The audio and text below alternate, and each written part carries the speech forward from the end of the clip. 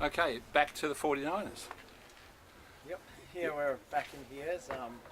First event for us this year. I missed Miami and Goobs with Joel there, and they got a silver medal there. So yeah, I'm back sailing with Goobs again, which is good. And the weather's quite nice here in France at the moment, so hoping it hangs around all week. Goobs, what did you discover sailing with somebody else in Miami? Oh, it's just interesting.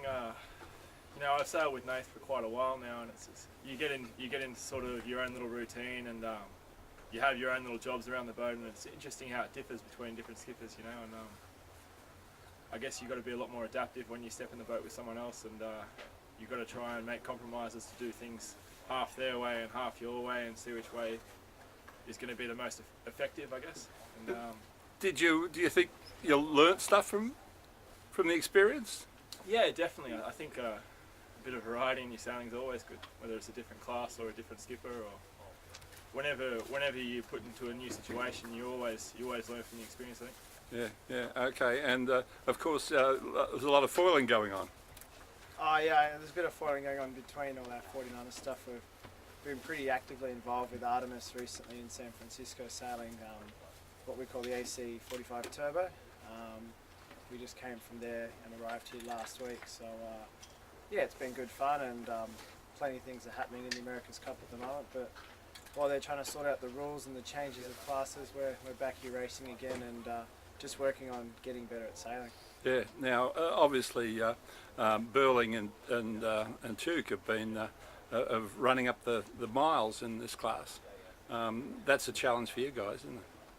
Yeah, absolutely. Like, they've been doing really well ever since the Olympics ended, and I don't think they've lost an event so far. So obviously that's really impressive, and but they've probably had a bit more free time than what we've had, and I'd say we're going to start to put more focus in our 49er sailing, and last year we spent a lot of time just working out how to manage the two campaigns, and we've got a bit of a different strategy this year, which we think will work better for us. And I think with the departure of Dean Barker from Team New Zealand, Pete and Blair are going to start to get quite a bit busier with their commitments with Team New Zealand. So I think that at the end of the day, we're both pretty committed to both the campaigns we're doing, as are they, and it's just going to be about who's better on the water at the end of the day. Yeah.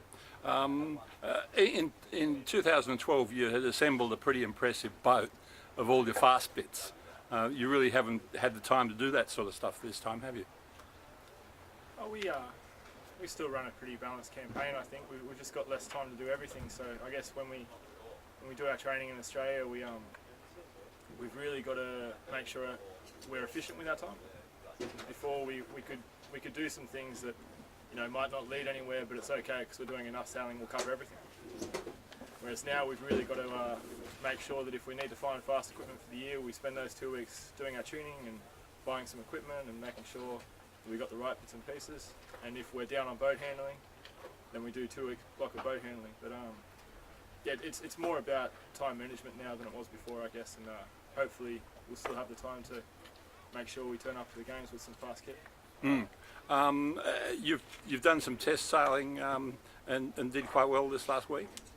Yeah, we've done a bit over a week's training here, and we had a coach's regatta which ran for 3 days, and yeah, we sailed quite well through that, and after 3 days of racing ended up on the top of the leaderboard. So you don't read into those things too much because it is a coach's regatta, and people were changing equipment and not doing all the racing, but we were really happy with what we'd worked on over the Australian summer. We sort of identified a lot of things that needed some improvement, and spent a little bit of time on our race training back home in a smaller group, just sharpening up our skills, getting better at boat handling, and we found that paid off pretty well last week when we came and raced with the big fleet. So it was one thing to do well in a practice regatta, it's doing it at one of the World Cup events, and that's what we're here for today, is to start racing in that, and we're just looking forward to getting out there and racing in the 40 boat fleet.